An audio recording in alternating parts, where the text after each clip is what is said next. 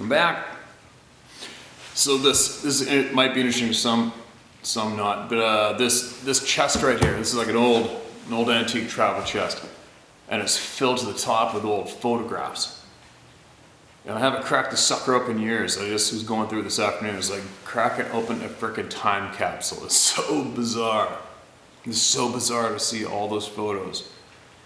Right back to when I was in elementary school, in class photos. I had to get wanted to get all these bears up off of the piled up here and hanging up there, get some air going through them so they wouldn't get moldy or anything. And I cracked it open and ended up sitting here, right here, for about 3 hours probably. It's amazing. I got photographs of when the very first time I got on my horse Macaroni ever, riding him out in the open. He bucked me off once just because I didn't get my other foot in the stirrup on time. And then he bucked me off. He's just crow hopping and I fell off. And he stood there, let me get back on him, and then that was it. We rode around. It was crazy. So many photos. And it reminds me of a whole pile of stories I want to share with everybody eventually as well. The experiences of people I've met through my lifetime from the guiding career are a little over the top, it might sound, but I got the pictures, you know. Oh, here come the goats. I'll never forget, I remember I guided a guy who was pretty tight with Elvis and actually lived in Graceland. It's funny, I didn't really listen, you don't listen to too many people when they start name dropping when you meet them up north in the middle of nowhere, because you don't really care. I don't care. And it wasn't until I got down there to the southern US, and then they invite you down. I used to go down and visit people all over the frickin' planet in the off season. And these guys, crooked as hell, this police department, I won't mention which one, but I got these pictures right here that reminded me of the weapons they had laying around the house and telling me to whack anybody if they showed up.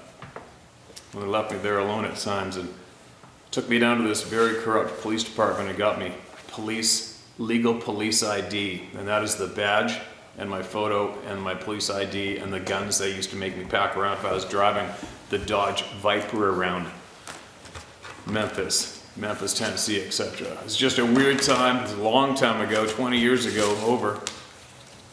And I'll share the stories with you guys sometime. It's something else, I'll tell you what. Some of the people I've met and the places I went due to guiding. Crazy. But anyway, enough of that babbling. Got the terrorist goats up here. Little buggers. What am I gonna do? I've just got all my fishing gear ready. I'm gonna get up at 4:30 tomorrow morning and I'm out of here. I'm going into the wilds and I'm gonna videotape everything I can and as well make some shares tomorrow and show everybody something cool, I hope. In the meantime, we have another lengthy email from the Owl Man, all right? And he's gonna share a lot of his experiences from his ride, from his puzzle. And I'll caution you ahead of time to take from it what you will or leave it. All right? This is somebody sharing with you. Obviously you don't have to. Now listen to this. This is titled Answers to Some of Your Questions. Remember last time you wrote, I think I was asking something about how much they actually have to eat. And he answered that. He answered a bunch of questions. So here we go. Listen to this. Enough to listen to me. Steve, thank you once again for taking the time to read what I sent you. I do hope others will not judge you for taking up your time reading this. I sent this to you in response to the questions you have asked about the wild people. You touched on wanting to know about their relationship to the dogman, their metabolism, and the invisibility thing. As you can imagine, I think I've asked just about everything curious-minded people would ask. How long they live, how long is their gestation period, how many races do you have, etc., etc. Please be aware that anything they have spoken of can be complete bullshit. I have no way of verifying anything they have said. It can all be lies. I'll listen to every share on your channel looking for validation and confirmation from others' experiences, and many of your shares from various people have confirmed many things they have shared publicly and privately. So let me try to address the things you asked and give the context in which they were conveyed to me. That's about how this channel's working though, isn't it? That's how it's been working out. That's how this channel's supposed to work out though, right? It's everybody taking what they can from each email, listening to each submission, seeing what's said, seeing what sounds familiar, seeing what makes sense, see what lines up, see what doesn't. I know there's been a handful of people complain about, oh, they're all the same emails, they're all sounding the same. That's possibly what your average person would want to realize, right? Because that makes it less likely that people are making this shit up when they all sound similar because it's a similar topic, right? Anyways, babbling. Let me get on with it. I'm freezing too. It's freezing in here right now. Now, the majority of information they have shared has come from 3 sources: 2 separate clans and 1 individual family group. The individual family group has by far shared the majority of the things I speak of. The Sabe govern themselves by 2 general groups of rules. There are social rules and individual clan rules. Societal rules and rules that all of them in general have to live by. Clan rules are set by a clan leader and can vary from clan to clan. I wish I could tell you all of the societal rules, but these are the ones I know of. Number 1, you cannot hurt or kill a human, bracket, naked little people, bracket. Number 2, you cannot kill each other. Number 3, do not steal. Number 3, I think, has been broken by them a lot. There are punishments for breaking these rules, and they can be very severe. I know killing one of us is the death penalty. Killing each other can be a gray area, kind of like it is with us. There's a difference between murder, manslaughter, self-defense, and so on. Punishment for society rules is kind of Old Testament-like. An eye for an eye sort of thing. Stealing food can get you put under house arrest, for lack of a better term. How do I know these things? I met a few rule breakers and criminals on my journey, but that's another story. Clan rules are a bit different. A clan leader decides what's acceptable and what is not. This is where there is a lot of variation and things are not set in stone. Here are some examples.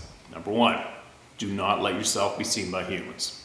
Number 2, do not speak to humans with your voice. Number 3, do not accept food from humans. Number 4, do not accept any type of help from humans. Number 5, do not cross roads. Number 6, do not share information with humans. Well, so far, just like humans do, it sounds like every one of those rules has been broken by some of them, many of them. Every clan is going to be different, and how much they interact with us depends on the clan leader. If a clan leader hates us, the rules will be different from one who sees us in a favorable light. All of this is rather difficult to discover. It was the individual family group we were interacting with that seemed so different from the rest. It seems a family group that has no affiliation with a clan doesn't have to abide by any clan rules. They also seem to lack the protection a clan offers. There can be a difficult price to be paid for interacting with us. I found this out a few years in. When we interact with them via MindSpeak, they learn new words and ideas from us, and that doesn't go unnoticed by other Sabes. Sabe. This can cause a lot of damage to an individual clan and its leader. There is societal pressure to remain hidden and uninfluenced by us. Believe it or not, they are political beings too, and they sometimes deal with the same nonsense we do. I share these things just to give you a background as to how the information I share was acquired. It didn't happen overnight. It was a long, drawn-out process. Like I mentioned before, they don't communicate quite like we do, even with MindSpeak. They seem to have autistic, OCD, and ADD tendencies all rolled up into one. Honestly, that's the best way I can explain it. I also have to tell you, none of the ones we interacted with seem to have the ability to count, at least like we do. My friend had to teach them how by using our fingers just like you would a small child. The funny thing is, we never got to 10. Once he got to 5 fingers, he associated one hand with 5, so when we asked how many people are in your clan, his reply was hand, hand, hand, hand, hand, finger. Human translation, 26 clan members. I have to say, I was astonished to see how quickly this clan leader picked up on the concept of counting like we do. I have no idea how they count if they even can. I thought this was important to share because if you want to get specific information from them, you sometimes have to teach them how we process information. The Sabe and their relationship to dogmen. They hate them. When I say hate, hatred like racism hatred. In an angered tone, one called them nothing but animals. They kill and waste food, pay no attention to herds. The Sabe are actually selective when they kill prey. The Sabe called dogmen wolf creatures. When we first inquired about dogmen, they had no idea what we were speaking of. They actually asked a question, what is that? Can a man mate with a dog and produce such a thing? I remember saying no. I explained, dogman is something that looks like you but has the head of a wolf. His reply, you speak of the wolf creatures. We were assured that there were none living in the area where we were in at the time. He insisted that they are further north. In translation, dogmen locally were in the pine and birch forests of a more northern latitude. According to them, the dogmen will hunt, kill, and eat their unprotected women and children. Now, this is the unbelievable part. According to the Sabe, the wolf creatures are just like them.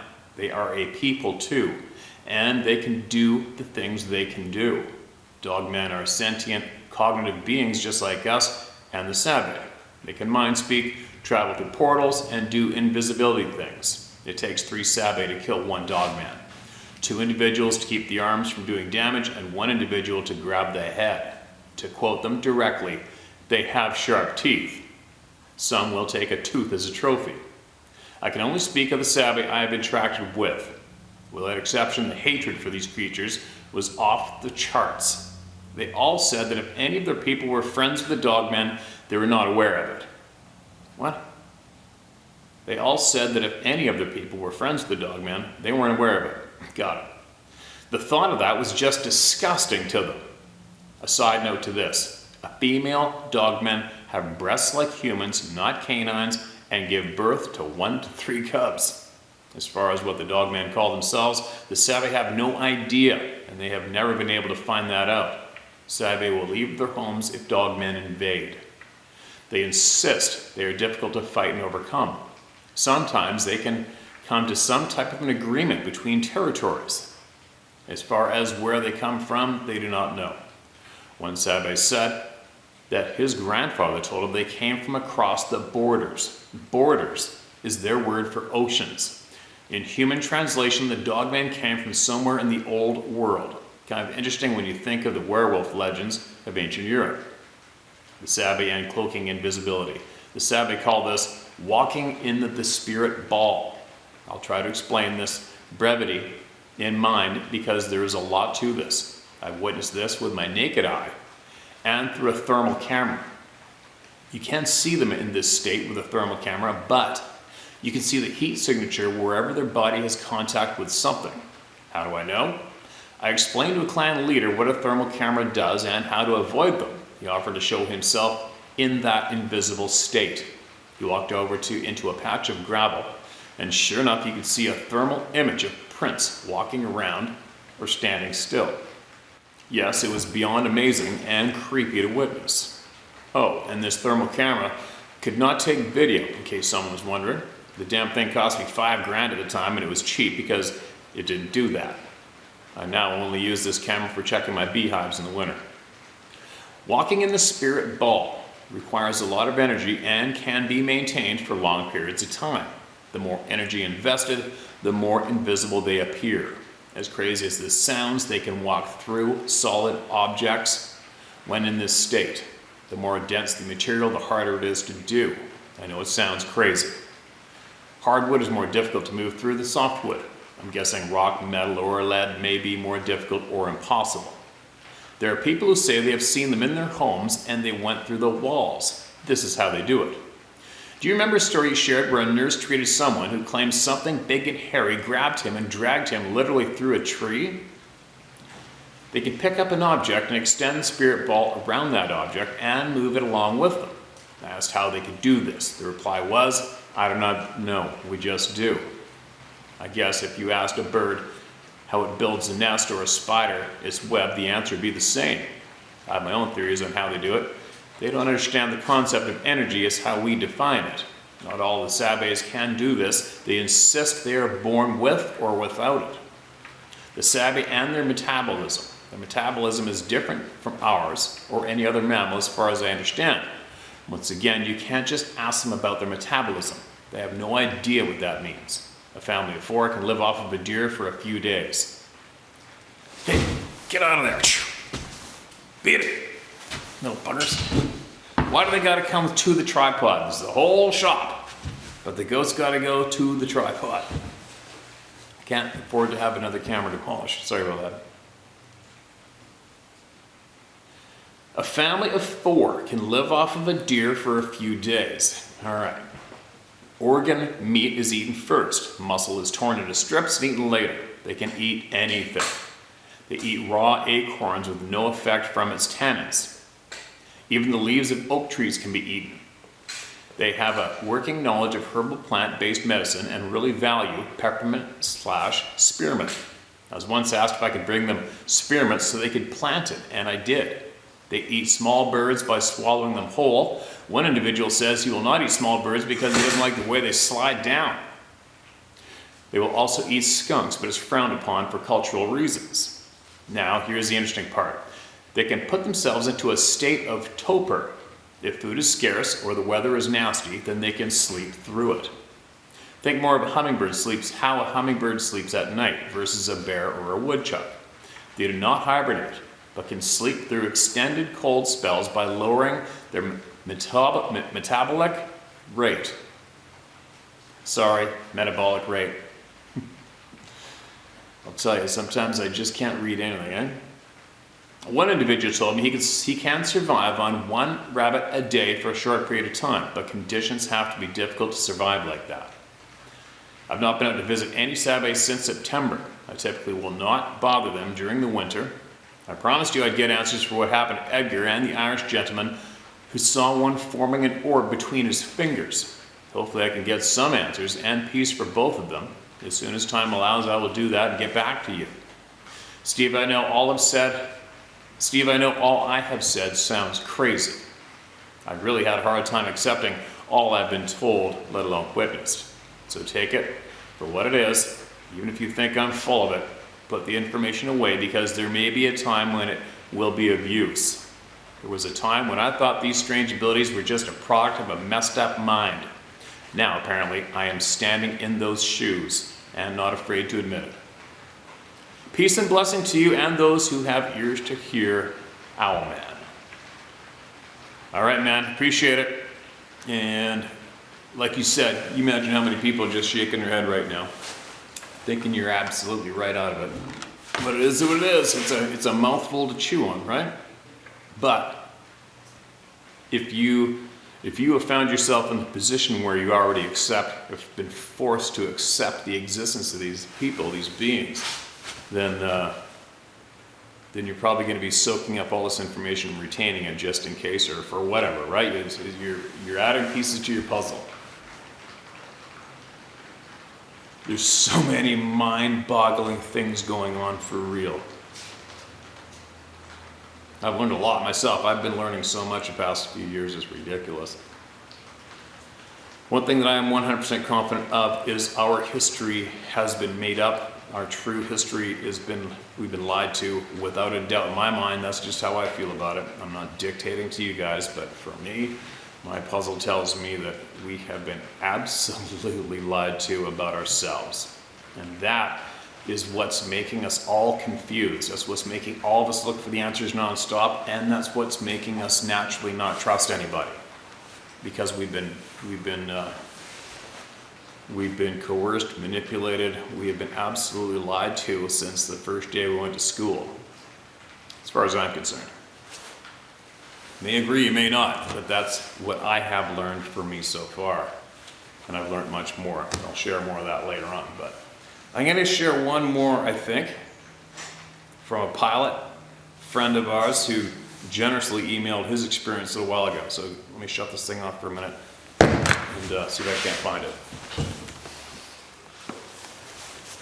All right, so y'all remember when we had, how's this, let's go down.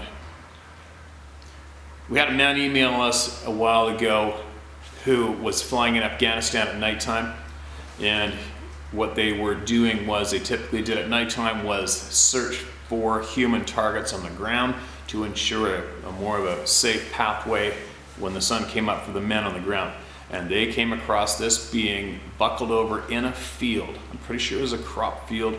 There's snow on the ground, but they could see where the ground was mounted up and it was digging, remember? And he said that when he hit it with the IR camera, over a kilometer away, I can't remember the distance, but it was in the kilometers. I'm pretty certain it was kilometers. When he hit it with the IR, that thing saw it like that. It started booking up the mountain and they chased it up the mountain. Anyway, so after I shared what Edgar shared about the vision of these beings, our pilot emailed again and excited and added more. So here we go. Listen to this. This is titled Hell Yes. Steve, hell yes. Please relay a personal thank you to Edgar. It totally explains why that thing absolutely freaked out when I hit it with the IR pointer. But it also helps clarify some details that I unintentionally left out of my original email. I didn't mention it before, and I haven't really rationalized it in my brain until Edgar's shared just now, but its body motion struck me as awkward. It didn't seem to fit the scenario. However, Edgar's report on their potential sensitivity explains said motions as defensive in nature, especially when analyzing the motions associated with IR dose number 1 versus IR dose number 2. Upon the first dose, when I hit it, it swung its upper body rapidly upright at the hips and then to the left, but let its leftward torso rotation with its left forearm to secure a good blockage of the IR before its head arrived to attempt answering, "What the F?" It wasn't an inquisitive motion, but rather a surprise, "Ouch, what the F?" Run sequence. Oops. That movement always struck me as weird, but I hadn't figured why until Edgar's share. Its body motion upon my wingman's second dose of IR was 100% defensive, almost pain-avoiding recoil. When it crouched and remained motionless for 5 minutes while we circled, it wasn't a cautious, slow, stealthy movement as if it was calmly trying to lower itself to evade detection. It was rapid and panicked, shot downward, almost a defensive collapse, and it was immediate, nearly simultaneous with my wingman hitting the button. Maybe it huddled there screaming, "Make it stop, make it stop, make it stop." In hindsight, how it moved was a large contributing factor to the overall creepiness. Edgar just removed the creepiness for me. Now I feel some guilt though. We were pushing some serious wattage and we're within 1.5 nautical mile slant range by the second dose. 1.5 nautical miles, and that thing's in pain from the IR beam. Its eyes were in IR mode, and as sensitive as that report suggests, I probably injured it, and my wingman definitely caused it permanent damage. It wasn't doing anything to hurt anybody at the time, and here we are melting its goddamn eyeballs out of its giant skull. What does that say about us as a species, huh? Assuming they're of natural origin, in our natural world, there isn't anything that has supreme senses all around. Maybe their sense of smell isn't so great because they rely upon extreme eyesight. It could help explain why so many people comment on their stink. But here's the final thought. If I was one of them and some human asshole was out there using IR and laser pointers in my direction, I just might run up and rip his arms and legs off purely out of self-defense. Somebody suggested it to the Travel Channel ASAP. I'd watch that episode, the fighter pilot guy. Oh, that's interesting, man. What I would give just out of pure curiosity, what I would give to have been in that plane with you guys to see and watch what you guys saw and watched and tracked up that mountain. That must have been absolutely freaking amazing to watch. Absolutely amazing. But there you go. There's pretty cool that Edgar's story is helping you add some more puzzles to your piece, right? And make some more sense of what you saw down there. Man, can you imagine? I wonder how many people are going to try to go out and get juiced up IR beams now in hopes of making one blind so they can tackle it and hog tie and try to throw it in a pickup truck. Right. But anyway, I'm going to cut that one short, you guys, all right? Because I have just got too much to do. This is probably enough here for you guys to chew on and argue about, as it is. Our latest submission from the Owl Man. The noise you hear in the background is the two goats on top of Quad Mountain. I don't know why. They need to stand on top of the quad and headbutt each other off of it nonstop all the time. It's ridiculous. It's raining out. It's getting cold. I think it feels like it's going to snow. But anyways, I got all my hooks tied. I got all my stuff done. I'm ready to go. And I'm going to get up 4:30 tomorrow morning and I'm out of here. I'm not sure if I'll be gone for the entire day or 2 days. We'll soon find out. If there isn't an upload after tomorrow, then I'm still out there. And I'm going to video as much as I can. Hopefully catch a fish, whatever.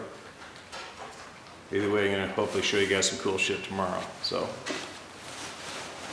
I should almost take some pictures of some of these old pictures, man. So many old pictures, it's crazy. My first turkey I shot in Missouri is in here. Stuff from Elvis's buddy. The White House is in here. Football players in Pennsylvania I met. So many old, crazy old memories. Back in the day of photographs, right? Back in the day of old photos. Texas, my first hog. Shot in Texas. Smoking hot, I remember that. Here's another funny one here. I'll put all these together one day and make a video maybe. I remember I was in Memphis and I was with this lawyer. He's like, hey man, y'all want to come down to the courthouse and meet the king? I'm like, meet who? The king. Who's the king? Jerry Lawler. And I'm like, I don't know who you're talking about. You don't know who Jerry Lawler is? He's almost the mayor of Memphis. I'm like, I don't know who he is, man. Jerry Lawler. He's the WWF guy. He's the king. I'm like, okay, whatever, I'll come meet him. Here's the picture right here. I did a Polaroid of me meeting this Jerry Lawler. And then after that, then I finally clued in. I'm like, wait a minute, isn't that guy that beat up Lodka on David Letterman? He goes, yeah, that's the guy. And I'm like, okay, I'll come meet that guy. That's pretty funny. Anyway, there's an old story. What else we got? Look at this. There's a picture of me when I was about, I don't know, 7 years old, trout fishing with my grandfather. So many pictures. All right, I gotta go. Dinner time. Gotta get these goats the hell out of here. And I'll be back. Hopefully that helped out you guys' some puzzle pieces for somebody out there.